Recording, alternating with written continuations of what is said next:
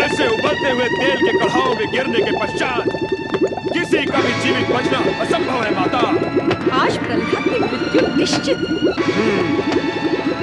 और इसके साथ ही दैत्य शत्रु विष्णु की भक्ति का भी अंत हो जाएगा माता। नहीं स्वामी नहीं, ऐसा अनर्थ कौन पिता करता है?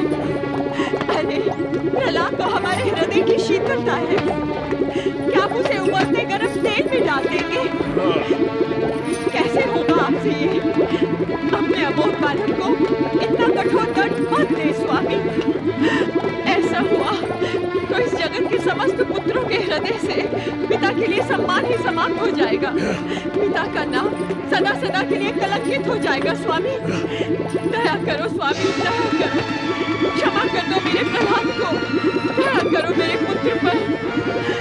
मुझसे ये सब कुछ नहीं देखा जाएगा स्वामी।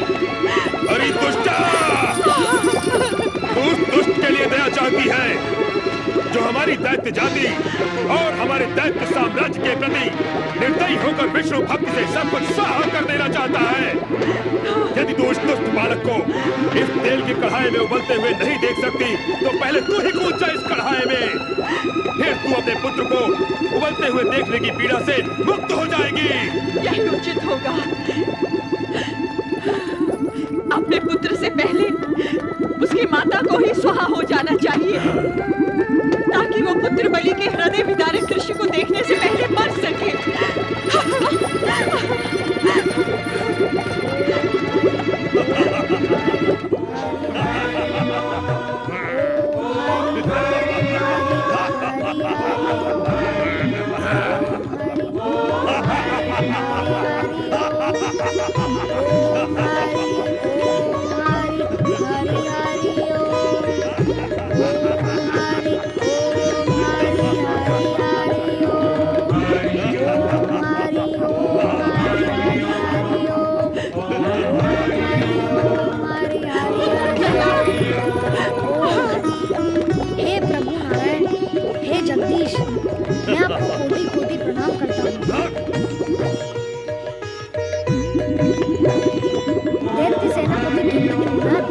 अब आप अपना कार्य पूर्ण करें। मैं श्री विष्णु के श्री चरणों में जाने के लिए तैयार हूँ।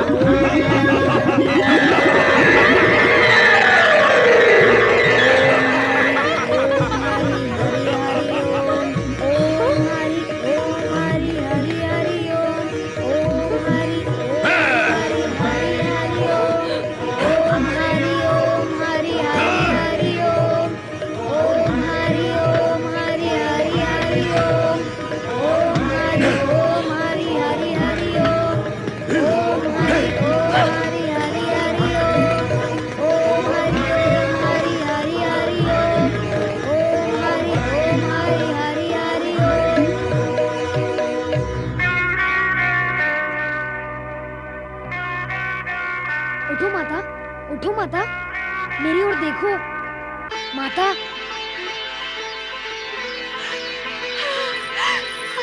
प्रहलाद, मेरे पुत्र।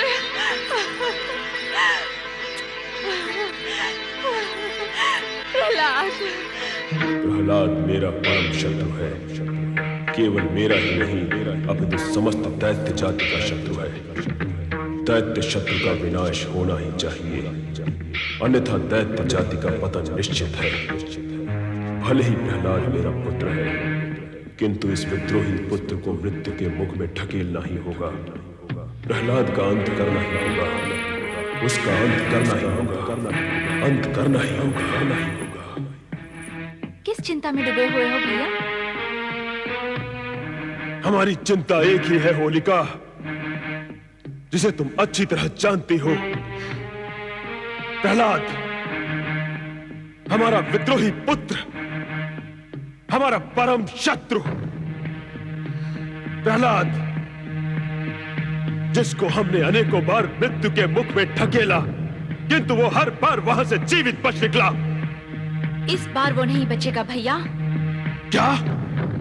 हाँ भैया, तुम्हारी बहन ने तुम्हारी इस चिंता को दूर करने का उपाय सोच लिया है।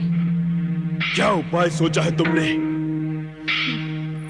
तुम नहीं जानते भैया, मैंने अग्नि की तपस्या करके अग्नि में न जल जाने की सिद्धि प्राप्त की है, और यह सत्य केवल माता दीति ही जानती है।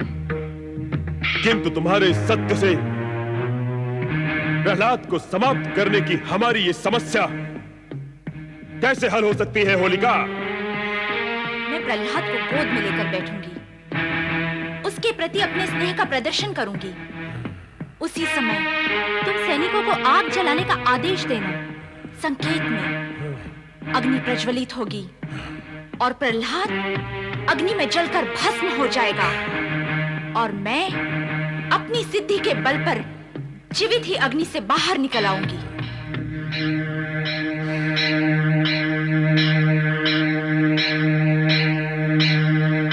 क्या हुआ भैया? क्या मेरी ये युक्ति तुम्हें ठीक नहीं लगी? तुम्हारी युक्ति तो ठीक है,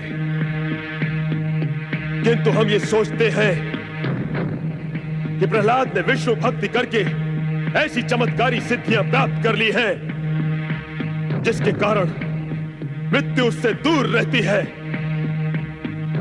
यदि तुम्हारी युक्ति भी उसके सामने विफल हो गई, तो फिर हम क्या करेंगे? नहीं भैया, इस बार ऐसा नहीं होगा। मैं आपको विश्वास दिलाती हूँ कि जब तक प्रहलाद अग्नि में जलकर भस्म नहीं हो जाएगा, मैं भी अग्नि से बाहर नहीं निकलूंगी। तो तुम्हारे विचार से हमें यह कार्य कब करना होगा? आगामी फागुन की शुक्र पूर्णिमा को। आगामी फागुन की शुक्ल पूर्णिमा को। इतनी बड़ी चिता नहीं बच पाएगा प्रहलाद, नहीं बच पाएगा, नहीं बचेगा प्रहलाद, नहीं। हाँ, होलिका के अग्नि स्नान के लिए ये चिता उत्तम है। होलिका का ये उपाय और आयोजन भी उत्तम है माता श्री।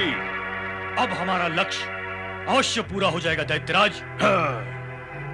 भैया अमर, इस बार प्रहलाद के बचकर निकलने की कोई संभावना नहीं। अब तो उसका अंतिम समय आ गया भैया। मत रो माता, मत रो। जब तुम रोती हो तो मुझे ऐसा लगता है कि जिस भगवान विष्णु पर मेरा विश्वास है, उस भगवान पर तुम्हें विश्वास नहीं है। तेरे विश्वास से तेरी माँ के हृदय की कोमलता बड़ी है मेरे पुत्र। इस जगत में मेरे अतिरिक्त अन्य कौन ऐसी अभागन माँ होगी जिसने अपने प्राणों से भी प्रिय पुत्र को मृत्यु के विकराल जबड़ों में बाहर जाते हुए देखा हो। ये देखकर मेरे हृदय का कोमल घट फूट गया है पुत्र। ये आंसू वहीं से आ रहे हैं। तुम्हारे इन आंसुओं से मेरा विश्वास डूबेगा नहीं माता, और ना ही तुम्हारे हृदय की कोमलता से मेरी भक्ति का मार्ग कच्चा होगा। मैं तो यह चाहता हूँ कि मेरी भक्ति और मेरे विश्वास से तुम्हारा हृदय पक्का हो। अपनी माता का हृदय पक्का करेगा तू? तेरी इन्हीं ज्ञान भरी बातों से तेरे प्रति मोह और अधिक बढ़ जाता है मेरे पुत्र। और जब पुत्र के लिए मोह बढ़ता है न पुत्र, तो माता का हृदय पक्का नहीं रह जाता, वो और अधिक कच्चा हो जाता है। अब आप ज्ञान भरी बातें कर रही हैं, जो मेरे समझ के बाहर हैं। ज्ञान की नहीं, विश्वास की बातें करो माता। याद करो माता, मेरे जन्म के समय भगवान विष्णु ने प्रकट होकर कहा था कि वे अदृश्य रूप में हर समय मेरे साथ रहेंगे। जब भगवान का आशीर्वाद है मेरे सिर पर, तो चिंता कैसी? और कौन करेगा मेरा विरोध? और करेगा भी तो कैसे? तेरे इसी विश्वास ने तो तुझे ही नहीं मुझे भी जीवित रखा है मेरे पुत्र। जब विश्वास है तो रोती क्यों है माता? तुझ पर बार बार अत्याचार होता है, अन्याय होता है, वो भी तेरे ही पिता द्वारा, जिसे मैं असहाय और विवश होकर देखती रहती हूँ तो मुझे रोना आता है पुत्र। वो दृश्य और उन दृश्यों की दुखद स्मृति मुझे रुला देती है प्रहलाद। इसका एक सरल उपाय है माता। भविष्य में ऐसा कुछ हो तो तुम मेरे आसपास देखना, तुम्हें भगवान विष्णु नजर आएंगे। उनकी उपस्थिति का ध्यान करेंगे तो रोना नहीं आएगा माता।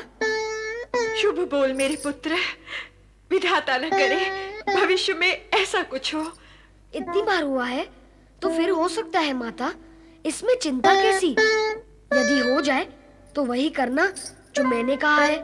मेरे आसपास भगवान विष्णु को देखना, वे दिखाई ही देंगे। बस समझ जाना, मेरा बाल भी नहीं बांका होगा।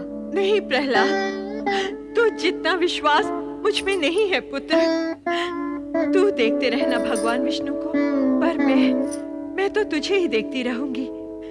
मेरे तन का रोम रोम तुझे ही देखता रहेगा। मैं तेरे पास खड़े भगवान तक नहीं पहुंच पाऊंगी। अरे तुझे छोड़कर मेरी दृष्टि इतनी दूर तक नहीं जाएगी प्रहलाद। माता, क्यों रो रही हो माता? यही सोचकर कि तेरे पिता के साथ साथ समस्त असुर जाति तेरी शत्रु बन चुकी है, तो अकेला नन्हा सा बालक कब तक उनका सामना करेगा? फिर वही बात। अरे माता, मैं नन्हा बालक हूँ, पर भगवान विष्णु तो नन्हे बालक नहीं है। वे सबको पछाड़ते आए हैं और सभी को पछाड़ देंगे। तुमने बार बार मेरे ऊपर उनकी कृपा का चमत्कार होते हुए देखा है, फिर भी चिंता करती हो। अभी आंसू पोंछ डालो। भगवान विष्णु मुझे अब तक हर विपत्ति से उभारते आए हैं और भविष्य में उभारेंगे। विधाता करे ऐसा ही हो मेरे पुत्र।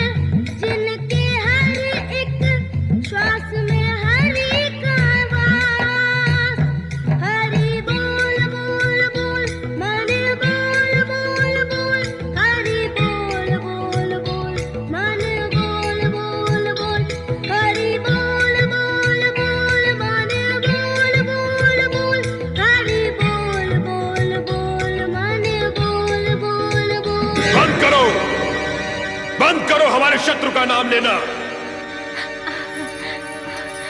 प्रहलाद,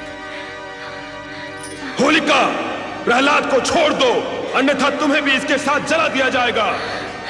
प्रहलाद, मैं तुम्हारे पिता की बहन अवश्य हूँ, किंतु तुम पर किए गए अत्याचारों से मैं बहुत दुखी हूँ। प्रहलाद, मैंने निश्चय कर लिया है कि आज यदि तुम्हें जलाने का उपक्रम होगा तो मैं भी तुम्हारे साथ जलकर मर जाऊंगी। भैया, मैं कहती हूँ इस फूल से कोमल बालक पर अत्याचार बंद करो, अन्यथा मैं मर जाऊंगी। नहीं होलिका, नहीं। ये दुष्ट बालक दया और प्रेम के योग्य नहीं है, इसे जल जाने दो। नहीं, नहीं, मैं इसकी बुआ हूँ। पिता की दया ना सही, मैं इसकी बुआ इतनी निर्दयी नहीं हो सकती। यदि आप सबने निश्चय कर ही लिया है कि इसे भस्म करना है, तो मैं भी इसके साथ भस्म हो जाऊंगी। इसकी माँ गया तो कहाँ है? अपने कक्ष में है, उसे इस विषय में कुछ भी ज्ञान नहीं है। प्रहलाद, मेरे बालक, आओ पुत्र, आओ।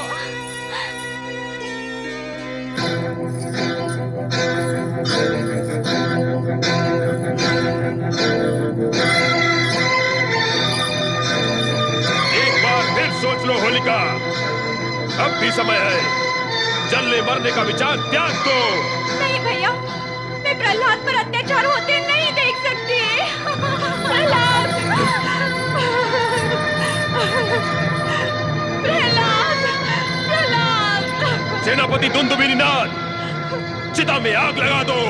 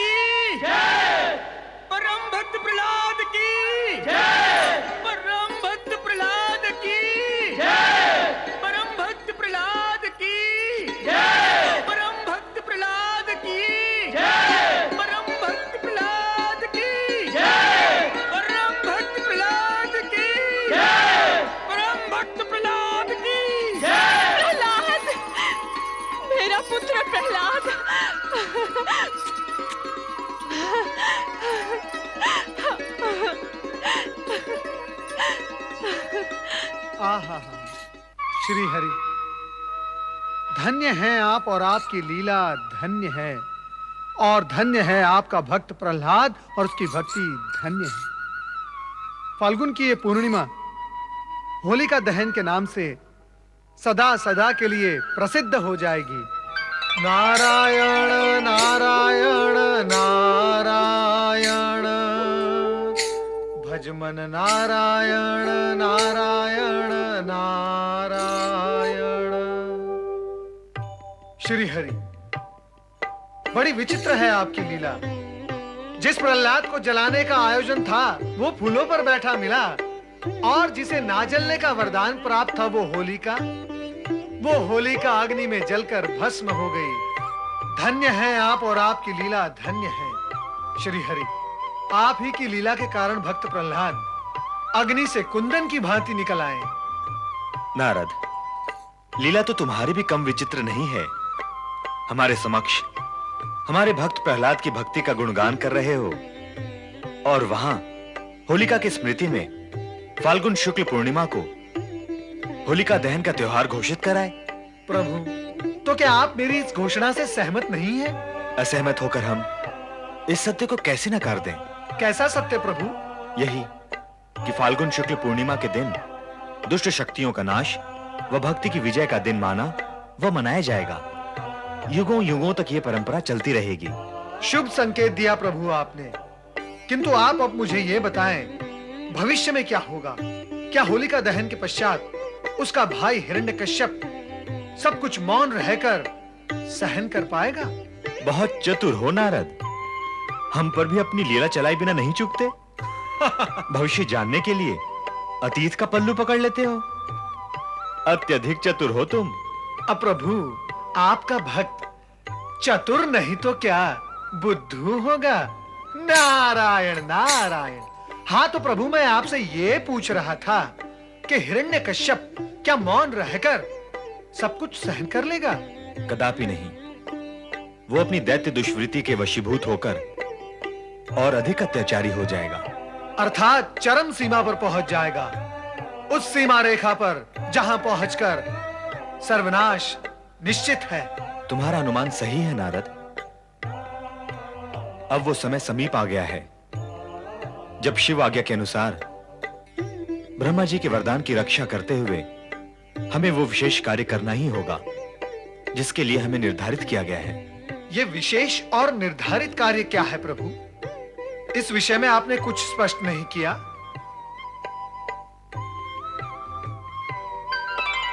माता, नारद का प्रणाम स्वीकार करें। अब तक आप कहां थी माता? प्रभु का संग छोड़कर आप कहां चली जाती हैं? मैं क्या करूं नारद, तुम्हारे प्रभु तो मुझसे बात ही नहीं करते। मैं इनके मुखमंडल के दर्शन करते हुए कब तक यहाँ बैठी रहूं? तो क्या माता, आप भ्रमण करने चली गई थी? तुम ही अनुमान लगा लो कि मैं कहाँ गई थी।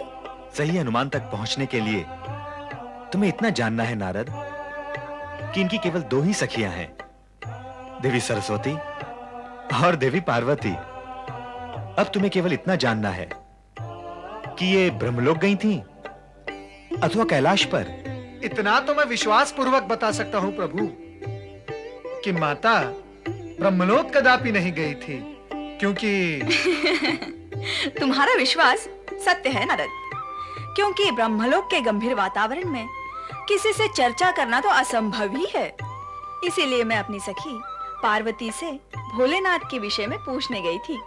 भगवान भोलेनाथ के विषय में?